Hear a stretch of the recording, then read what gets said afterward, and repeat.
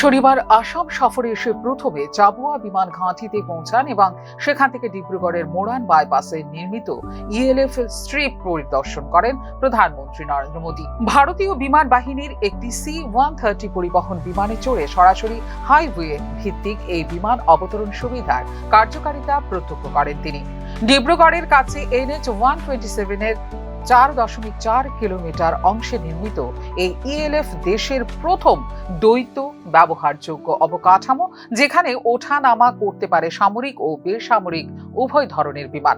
স্বাভাবিক সময়ে এটি জাতীয় সড়ক হিসেবে ব্যবহৃত হবে, কিন্তু যুদ্ধ বা প্রাকৃতিক দুর্যোগের মতো পরিস্থিতিতে এটি কাজ করবে বিকল্প বিমান ঘাঁটি হিসেবে।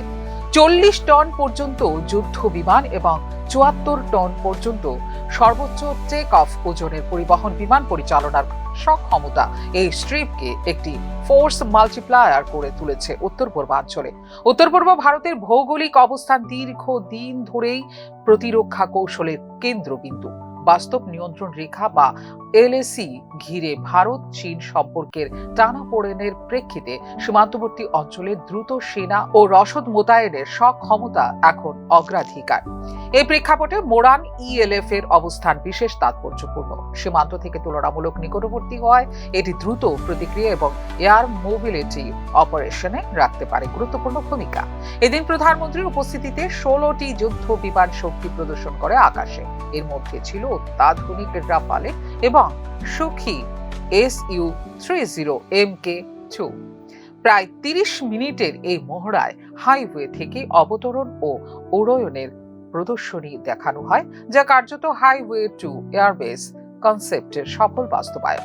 বিশেষজ্ঞদের মতে এই ধরনের অবকাঠামো প্রতিরক্ষার ক্ষেত্রে বাড়ায় কৌশলগত গভীরতা, শত্রুপক্ষের সম্ভাব্য নজরদারি বা হামলার ঝুঁকি বিবেচনায় বিকল্প অবতরণ ও মোতায়েনের সুবিধা সামরিক পরিকল্পনায় অত্যন্ত গুরুত্বপূর্ণ।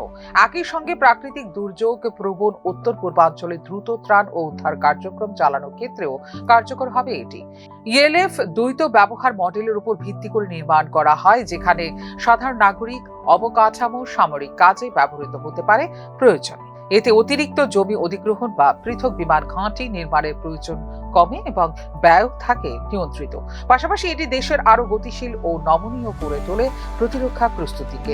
চীন সীমান্তের ক্রমবর্ধমান ভূ রাজনৈতিক গুরুত্বের প্রেক্ষিতে মোরান ইএলএফ কেবল একটি অবতরণ স্ট্রিপ নয়, এটি উত্তর পূর্বে ভারতের কৌশলগত উপস্থিতির দৃশ্যমান প্রতীক। প্রধানমন্ত্রী নরেন্দ্র মোদীর এই সফর এবং যুদ্ধ বিমান প্রদর্শনী সেই বার্তাকেই স্পষ্ট করেছে, বিশেষ করে আন্তর্জাতিক পরিসরে। ফিউরো রিপোর্ট, নিউজ নাও।